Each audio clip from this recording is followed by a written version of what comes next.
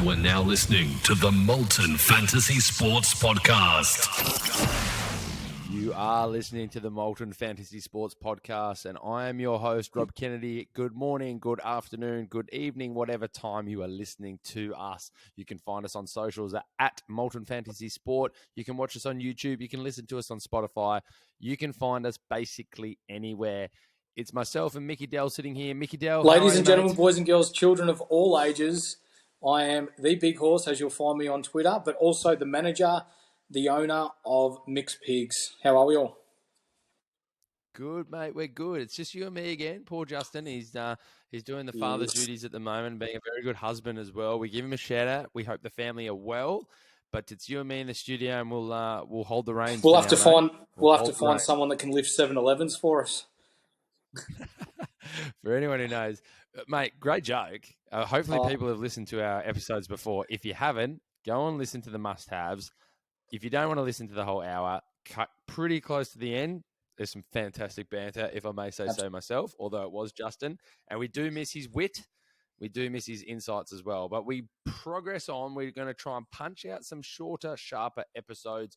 We just completed our last episode, which was all about PODs, or point of difference players for defenders, which is anyone 8% or under ownership. So trying to find that nice balance between must-haves and your point of differences to really make you stand out in the crowd. So we're diving into midfielders today. So if there's ever a time to listen, when you're starting to look at that midfield 4, midfield 5, midfield 6, even midfield 1, just to have that little bit of difference. Micky Dell has done the numbers. Micky Dell has had a look at the list. I don't know the list, so you're going to see my natural reaction to who he throws out to us today.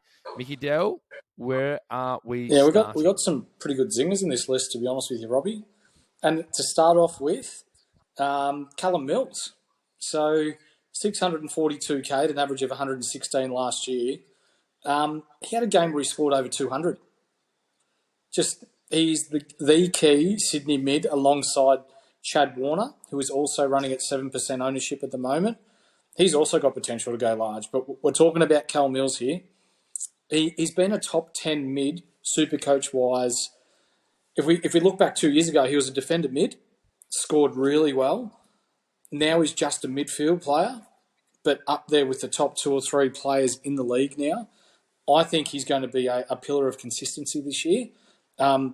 Definitely expect his average to hang around 116. And at 6% ownership, that's a really nice point of difference there, Robbie.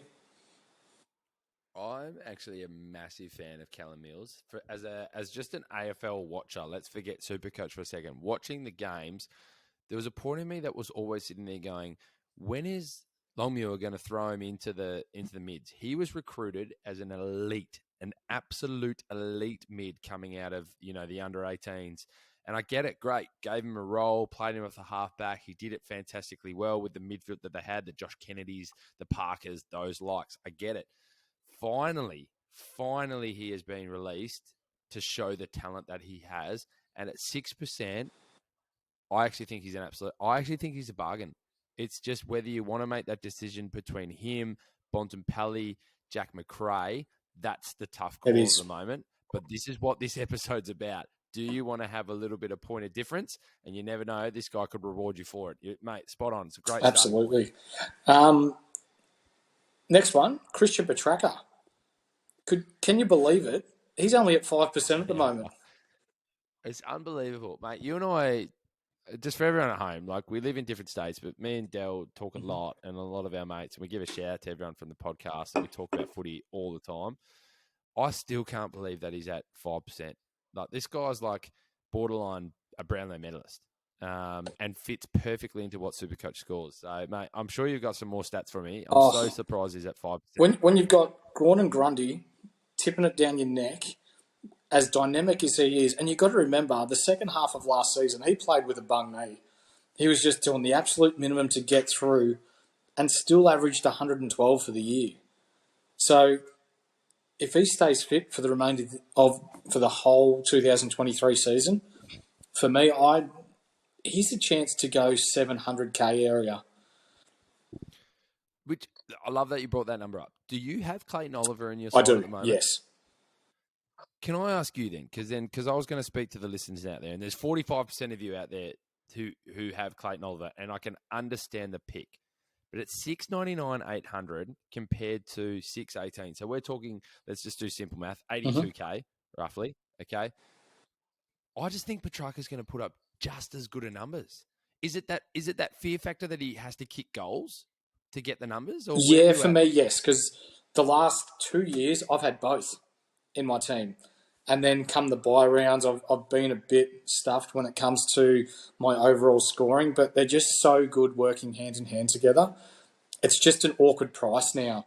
618K, he has to kick goals. Oliver is an accumulator. He's an inside bull. He tackles. Petrarca's more of an outside player, a little bit more flashy. Very good by foot and by hand. We know this.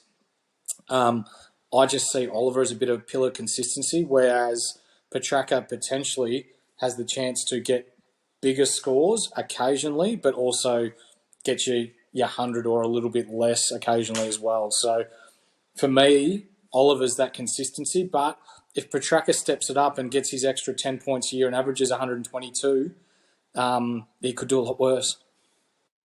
No, absolutely. And, mate, we've talked about Jack Steele being that absolute lock at 604. But if you really wanted to be that point of difference and go away from the 19% to just raise it up, again, Petrarca's not a bad pick. I really like the pick, and I think people will he'll reward you for it.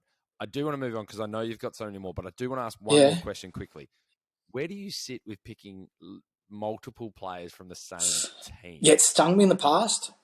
It definitely has. So for me, I'm going to aim to get as high in the overall this year as what I can versus just beating my matchup week to week. So I need to diversify my side, and like I've had a look into the future of who plays when, which we'll bring up for our viewers at a later date. We've got a spreadsheet of who plays when, who plays at home, you run home, etc., who scores well against certain teams, yada, yada, yada. But yeah, just Petrarca and Oliver, I think it would set me back a little bit too much if I had both of them. So, like, you could go either way, but as I was saying earlier, just a pillar of consistency, Oliver, I'm sticking with him, but, like, wouldn't be surprised if Petrarca does nudge that 700K area. Speaking of, and I like what you said there, shout out to anyone. I'm like you. I couldn't give a stuff about winning my league this year. I'm trying to win the whole thing. That's my mindset this year. So anyone that's listening along, we might do some episodes at certain points. If you want to win your league, this is kind of the way to go. If you want to try and win the whole thing, this is maybe the way to go. And there are some little subtle differences. But if anyone would like to join our AFL Supercoach League for the Molten Fantasy Sport, please jump on. Please come and play against us. It'll be a lot of fun and good times. Our code, 237113. So anyone there, 237113. We'd love to see you join our league.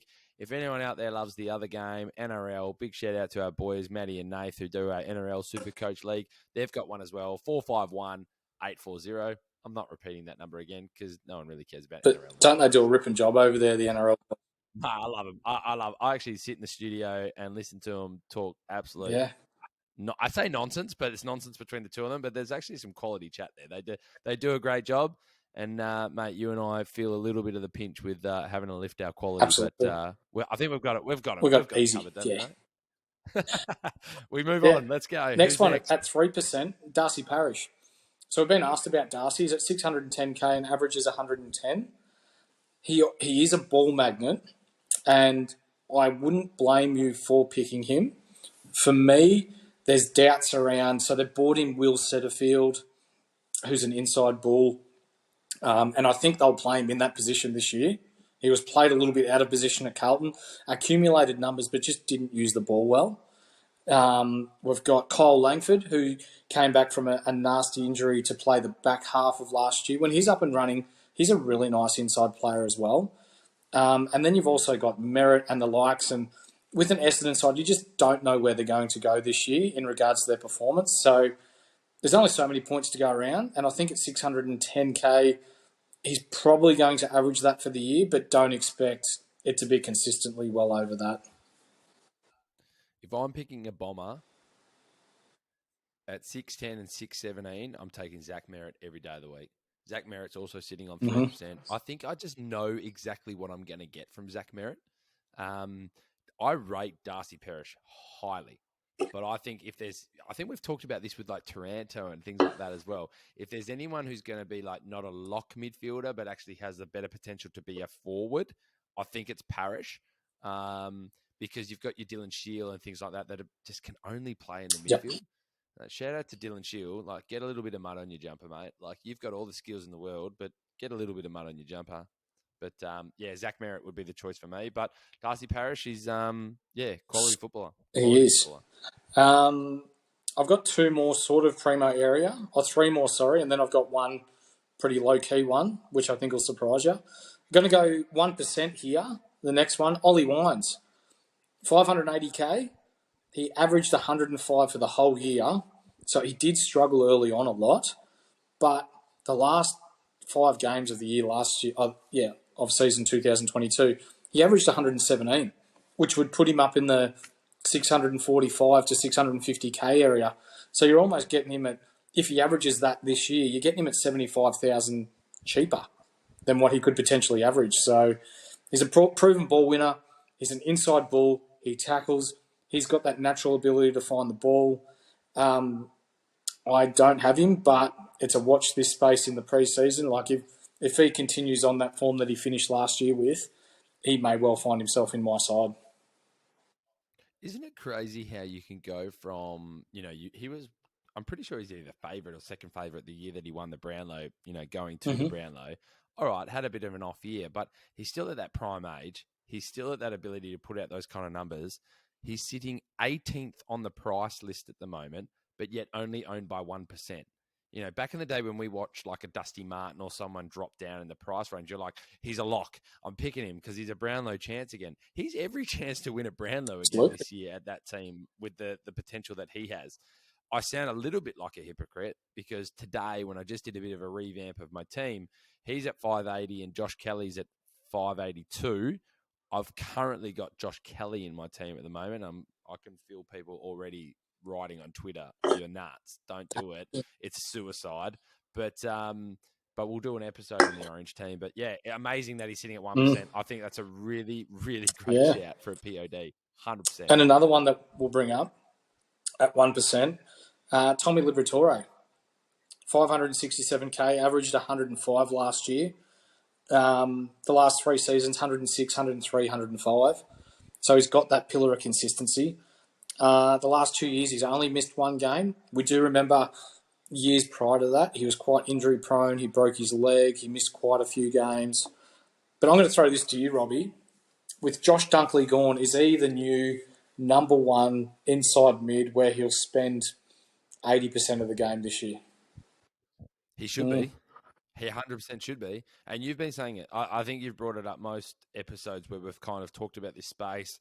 I've talked heavily about Bontempelli, McRae, those go-to guys. But we talk about what their numbers might be without Dunkley. But you, Micky Dell, have been the one that's talked about Tom Liberatore. I think you need to put him in your side because I actually think you're right with what you're saying. His numbers should go up. He's just such a weird dude. He's just so weird. Like you want to pick him, but he's just so strange. Dare I say he may have matured? Oh, mate, you're the one in Victoria. You'd know, mate. I'm going to. He's got a few tough stickers on him, doesn't he? Just the stickers aren't real tough.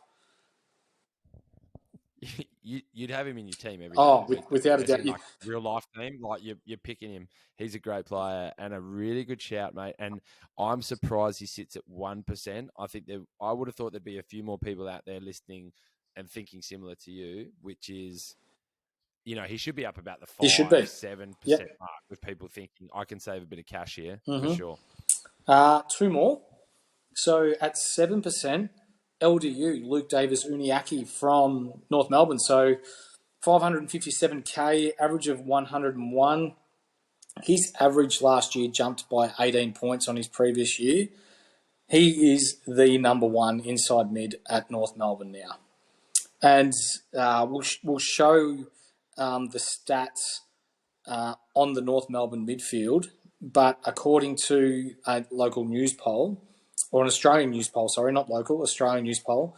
They rate North Melbourne's midfield with Cunnington, with LDU, with Simpkin as potential to be a top 3 midfield this year. They just lack a little bit outside of their midfield. So we know Clarko likes to win. He hates losing. They're not going to tank. They're going to try and win as many games as they can. And for them to win games, this bloke needs to be at the top of his game. So, yeah, he's a nice pick at 7%. I thought he was going to be the guy that this year would jump into like 22% at that price. And I feel like he was starting to push there to start with, and somehow has dropped down. I think people have actually started to really jump on the Tom Green, Tom Mitchell bandwagon at the sort of 520, 530 mark. And you look at an LDU at 557, and I think just because you lack confidence in what North Melbourne are going to do, you start to lack confidence in him. But it's a really good shout. And if anyone's got that little bit of cash, he's not a bad shout from a Tom Green to maybe go to an LDU. I think LDU is really on the right trend and could put up some big numbers. Big numbers. There's nothing wrong with picking the best player in the worst side. No, not at all. So to finish off with, I know this is probably going to throw you off a little bit because not many people will have seen this bloke's name around, but Maxi Holmes from Geelong. So he's at 360K. Ooh, talk to me, Dally. So talk to me. He's priced at an average of 65. So last year, the first couple of games, injury, he had a 14 and an 18. After that, he averaged 95, including finals. So at that average, he's going to make you either 200,000, or if he builds on that 95 and starts to average 100, 105, he could be one of those players that become premium that you keep at the end of the day. And I think with Dangerfield leaving the midfield, playing more forward now, Selwood's gone. We spoke about Mitch Duncan on an earlier episode. Is Max Holmes and Tommy Atkins the new midfield group that are going to get it done at Geelong? I think you've added someone to our list, and anyone who's been listening along knows what that list is. She's a maniac on the floor. Let's make sure we put Maxi on the mid-price maniac list, my friend. You've sort of got me there. I think the tough one you have there is working out of Geelong that just have so many players with so much talent of where are they going to be. I think you start looking at that price, Hopper's going in the midfield. If Warple's in that 22, he should be, he's going in that midfield. But it might be one of those where literally when those teams are announced in round one, if you see Maxi Holmes there or you're hearing more info about it, you heard it here first from Dell. What percentage is he sitting on? 3%. Yeah, so a few people, that sounds like a really small number, which it is, but there's a few people out there. 3% is enough to have a few people out there that are thinking or know exactly what it is that you're talking about there. So definitely for them to listen along. Can I throw out two names to you? One we sort of talked about before, Dylan Shield, and where you think he fits in with scoring. He's at 0%. This guy knows how to kick the ball. He's efficient. The other one is Carl Amon, who's moved from Port Adelaide to Hawthorn. He's only sitting on 1%. Both of them are at that just over 500 mark. Where do they sit? I like Carl Amon a lot more than Dylan Shield, mate. As I've said in previous episodes, I knew I liked you, mate. I knew I liked you. Yeah. Dylan Shield has been my most disliked footballer at Essendon for a couple of years now, but after that incident with Luke Parker last year, he actually pulled his finger out and did all right, and I've started to come around on him a little bit. At 500k, I'm not touching him, though. Just too inconsistent, loves an outside ball. He's more worried about his hair and his tan line than what he is actually finding the pill and using it well. He's got a good head of hair. He's got an awesome head of hair. Probably one of the top 10 best-looking blokes in the league, so we'll give him that. But from a Supercoach points point of view, Carl Amon every day of the week. If I had to choose between the two, I'm not picking either, but Carl Amon, his outside run, Port Adelaide looked to get the ball in his hands a lot and used it well. At Hawthorn, it worries me a little bit with how their youth movement's going to be at the forefront of what they want to do. So is he going to get the touches and the ball usage that he did at Port Adelaide? Probably not. But I don't think his price will drop that much either, because when he does get the ball, he does use it. He is efficient, which will keep his scores relatively high. Beautiful. No, really, really good insights. We've tapped that 20-minute mark, which we said we'd try to stick to. Mate, we could talk about midfield PODs till the cows come home, and this is where people will have those challenges. Look, I could throw out names like Jared Lyons at 500,000, Caleb Sarong at 498, Matt Rao, with the brilliance that he did in that first year, the Brownlow votes that he got at 481. The other one we sort of touched on, the young midfielders at Hawthorn, John Newcomb at 478. I mean, these are names where you go, do you throw one of these types in and save yourself $100K to put somewhere else, which is huge, and take the chance? Mate, even Lockie Whitfield sitting at 473. That's cheap for Lockie. He started plus 600 last year.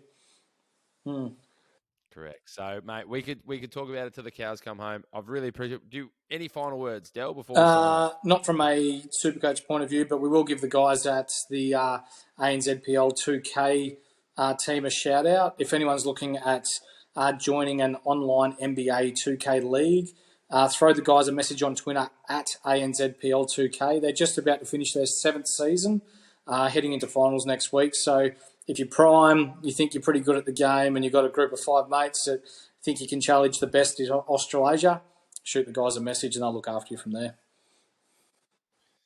Beautiful. Fantastic. Yeah, mate, it's been an absolute pleasure. As we said, we're going through the lines now of doing PODs as we go along, but make sure everybody signs on and listens. You can always give us some more comments. I guarantee we've missed some people. We'd love to hear your thoughts. Following us on YouTube, get onto us on Twitter, get onto us at Instagram at Molten Fantasy Sport. My sports sign-off today is a massive shout-out to Elisa Webb getting the AFLW coaching job at Fremantle. I know they've been looking for a coach for a while now, signing a 3-year deal. I know she has the players behind her, and I'd love to see that Fremantle side have a little bit of a turnaround this year. So to Elisa Webb, congratulations on the role, and all the best.